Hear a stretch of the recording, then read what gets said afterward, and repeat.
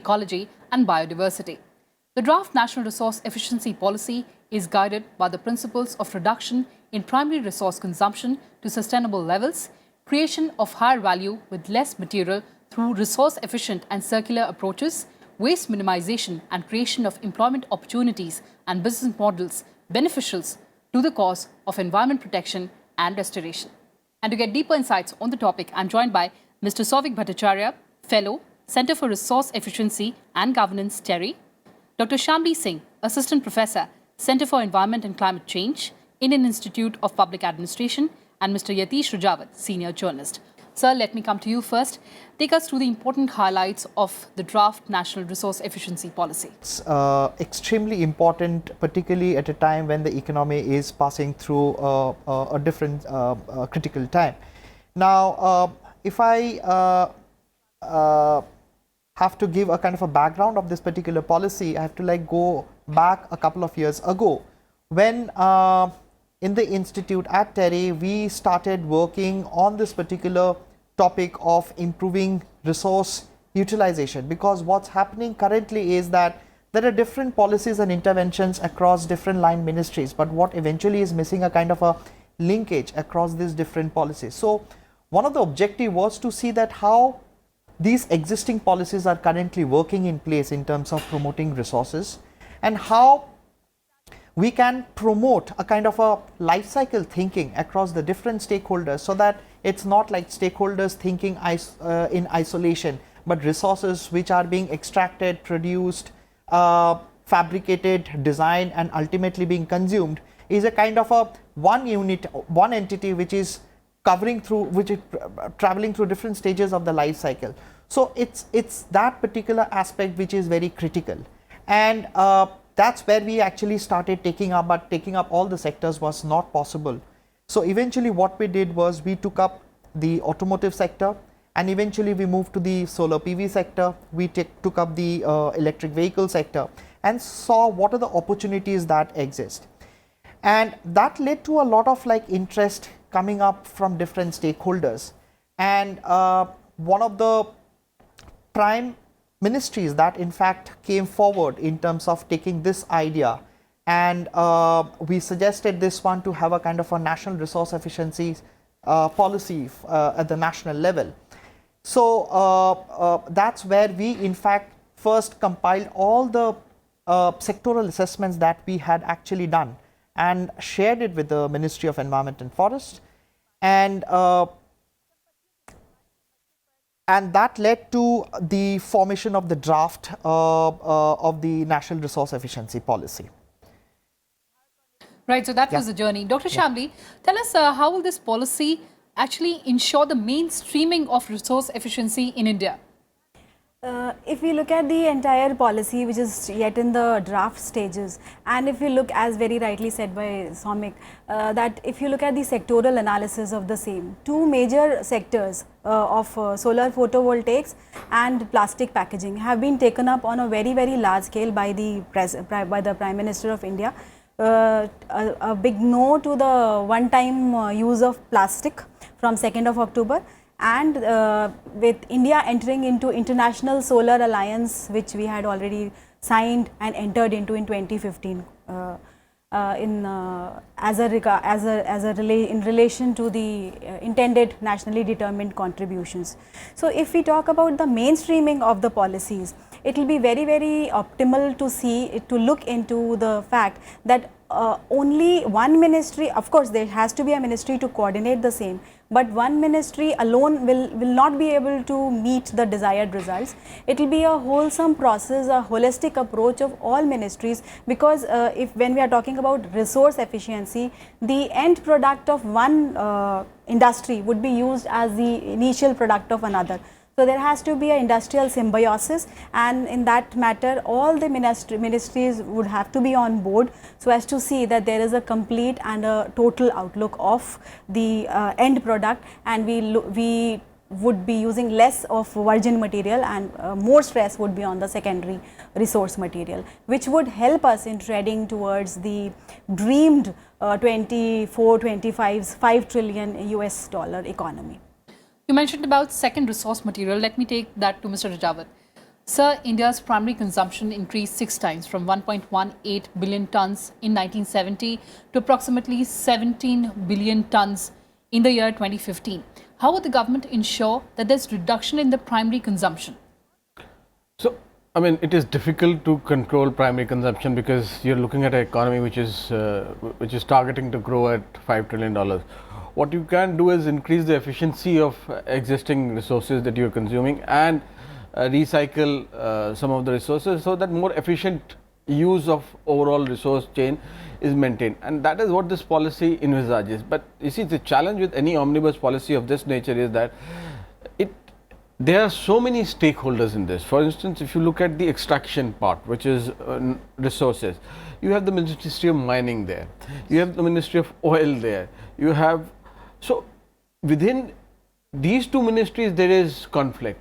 And if you bring in a third ministry which says that we're going to set up a regulatory body here which will not only look at extraction but look at production, look at consumption, look at recycling and look at disposal. Now all these 5 areas of this life cycle of a product are managed by different parts of the government, and some of them are divided at central level and some of them exist at state or city level. Like for instance, disposal is a city level issue. Yes. Recycling does not exist as in anybody's area of domain of expertise or regulation. Production is everybody's domain because that is where all the companies lie. So, you know, the Ministry of Finance is involved, the CBDT is involved because, I mean, the policy envisages some amount of taxation and some amount of incentives for nudging a behavior either on recycling or on secondary material reusage. So, while the policy is drafted very well in the sense that both in its linguistic capability and its ability to crunch so many issues in so little space, but I foresee that one, there has to be an enormous amount of debate on this issue and discussion so that this policy, like some of the other very well-meaning and well-wishing policies in the past, do not get hampered by inter-ministerially and inter-department conflicts or even between the federal and the state. Because you see, landfill, for instance, which the policy talks about extensively, is something that is in the domain of the state. And it finally lands up as a regulatory issue with the city. Now, when the centre starts saying that we will set up a regulatory body which will set up standards and policies and maybe even regulate that, there obviously is going to be conflict. So, I think one of the steps that needs to be done with this policy is that it needs to be translated in multiple languages, one. Second, it needs to be communicated at state and city level so that people, and this policy will only be successful if people start demanding that we need it. Because you see, the impact of this policy is very large. You know, we talk about pollution every winter, you know, we debate it, we discuss it. But, and we say that, you know, we will stop the cars, we'll do odd and even, we'll do these micro band-aids kind of a solution. They never work. They will never work unless until, you know, the whole supply chain is addressed. And this is what this policy envisages to do. So, somewhere this disconnect which exists in our polity or in our society needs to be broken down, and you know, we need to understand that there is a resource change which is basically depleting our air quality, which is affecting our water supply, which is affecting even the soil, which we are not affected by because we live in cities. But if you talk to the farmers in the rural area, they tell you that the quality of soil is deteriorating, or even, you know, there is surveys done which says that the topsoil is degenerating in India much faster than anywhere else. So these are big issues, and all of them need to occupy center stage and center debate, and that has to be done in multiple languages. But you're making a very important point there about fixing the entire supply chain, and I'll take that to you, sir. The policy is drafted very well, as was mentioned by Mr. Rajawat. But how do we get all the stakeholders on board? Right.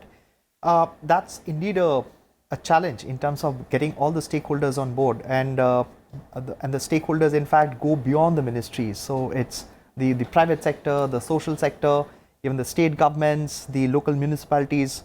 The bandwidth in fact is so large that coming up with a kind of a framework to bring all the stakeholders on board in fact will be a kind of a humongous challenge. So one of the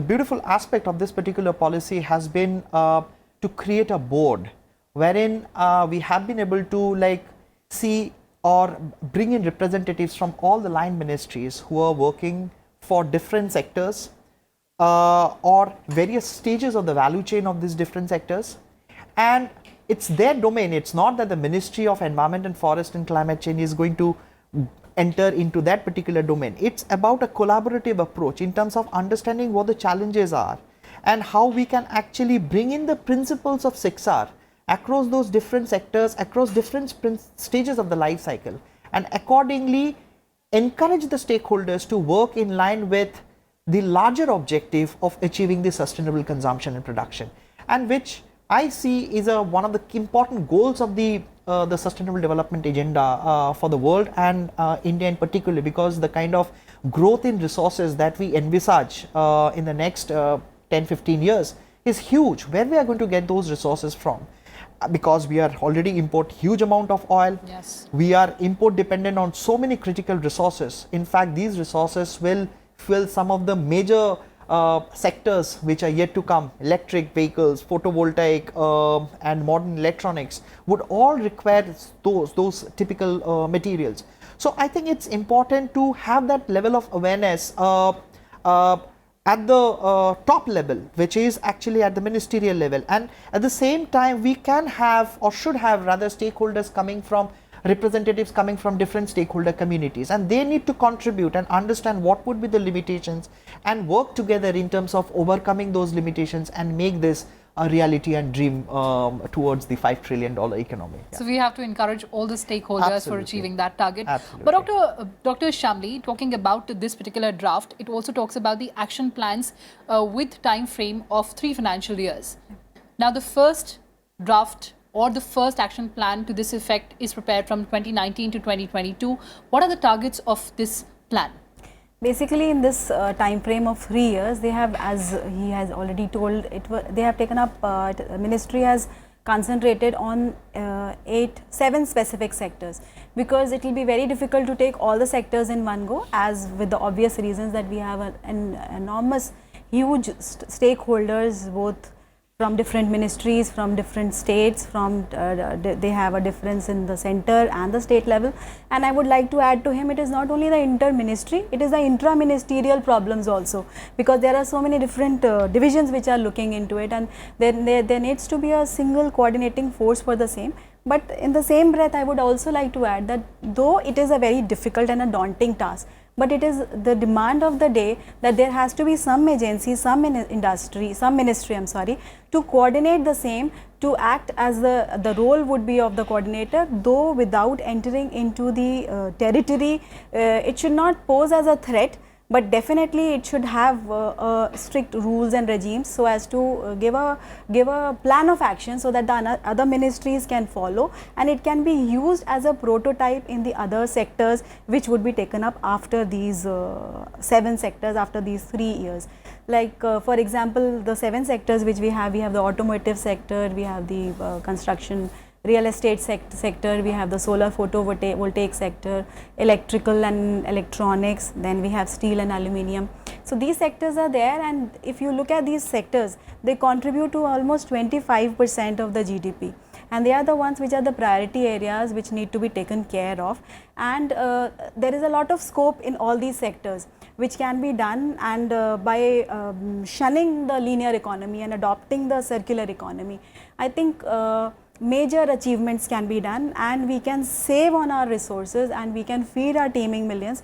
Because another important point which I want to draw your attention to is that we've been talking about, only though in the plan it is very well mentioned in the draft plan, both the abiotic and the biotic resources.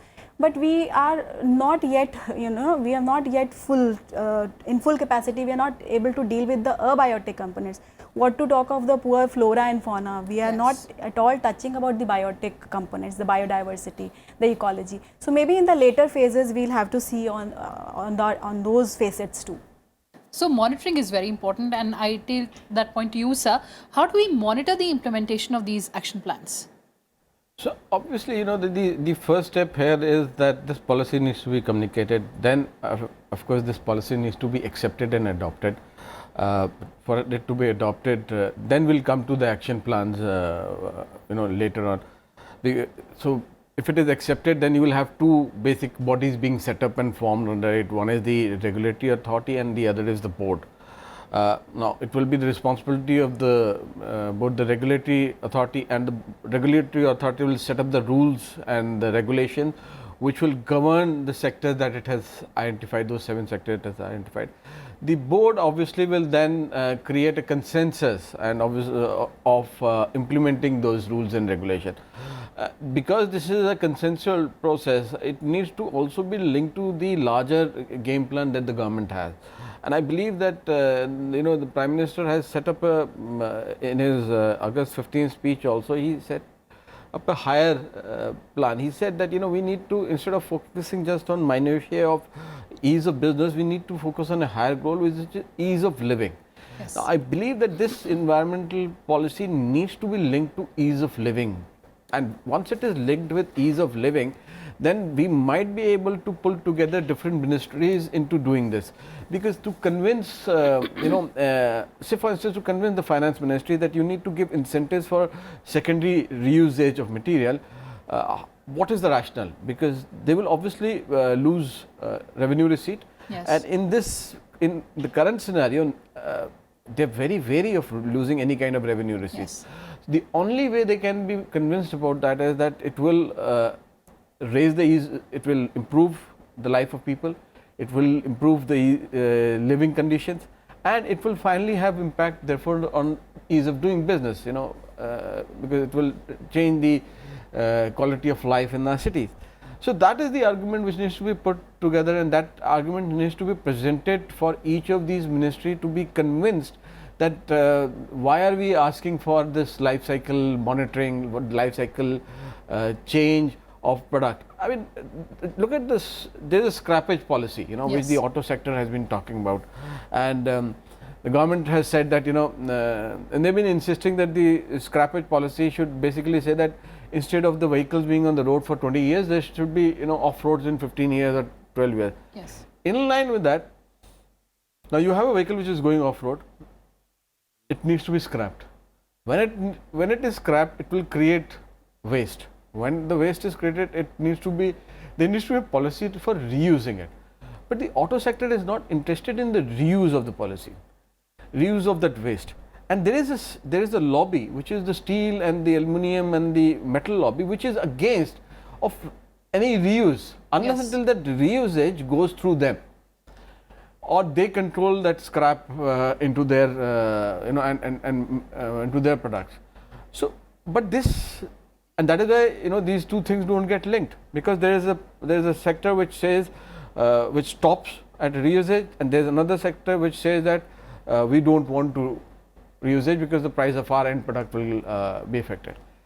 In this, somebody has to step in and say that this is a better way of doing things for the country, and you need to let go of some commercial interest, which we will cover with incentives, Right. in case if you come and meet us halfway. Now that's a whole process, and for that you need both leadership at bureaucracy level, and you also need leadership at the political level, because a lot of this convincing will have to be done with multiple stakeholders. So, I mean, it's a great policy, it's a wonderful policy, but the implementation of policy, as they say, lies in the details as it will be implemented, and that detail is basically consensus led. And you also mentioned that the onus lies on the industry as well. Sir, let me understand from you, how do our businesses remain environmentally sustainable? How do we create such business models?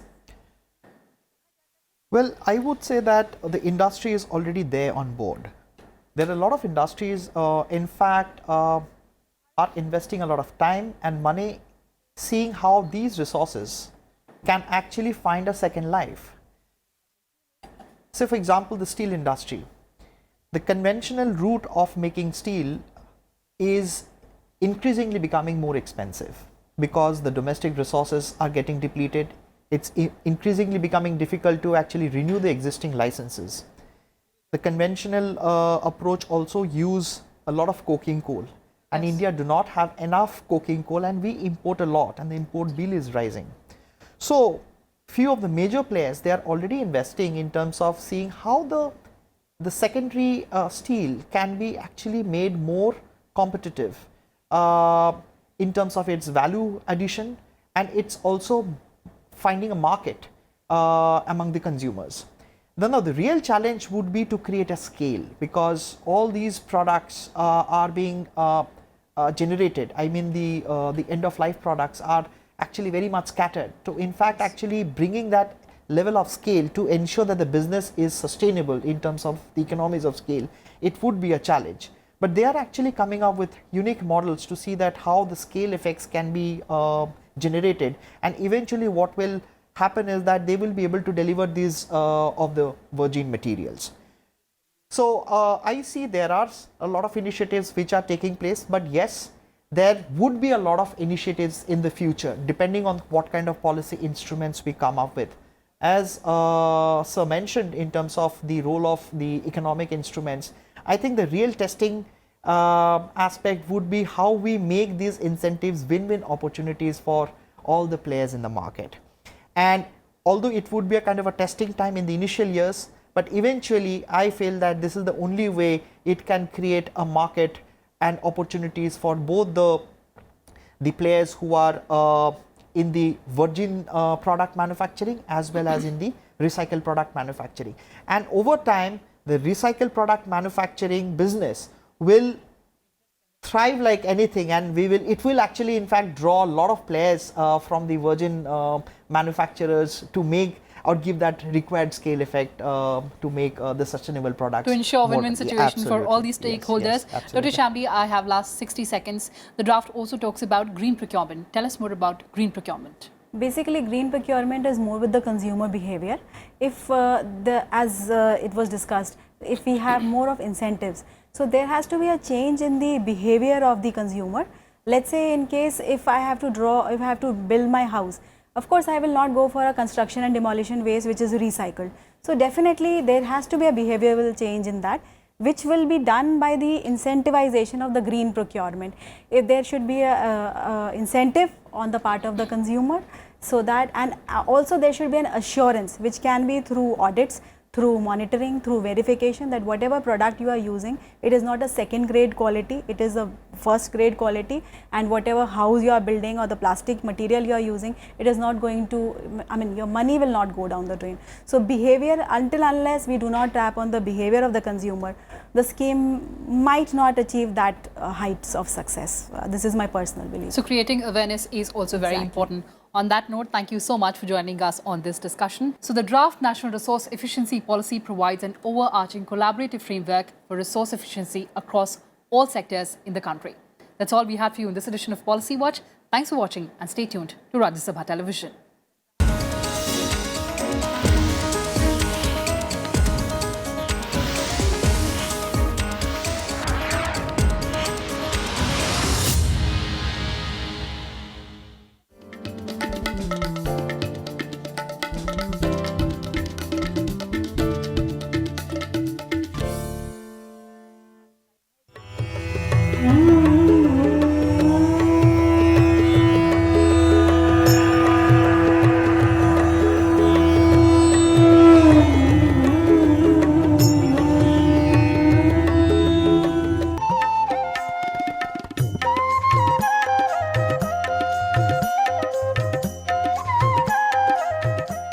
Traditionally in India, various rituals have been followed by the people to propitiate the deities and to bring peace and harmony.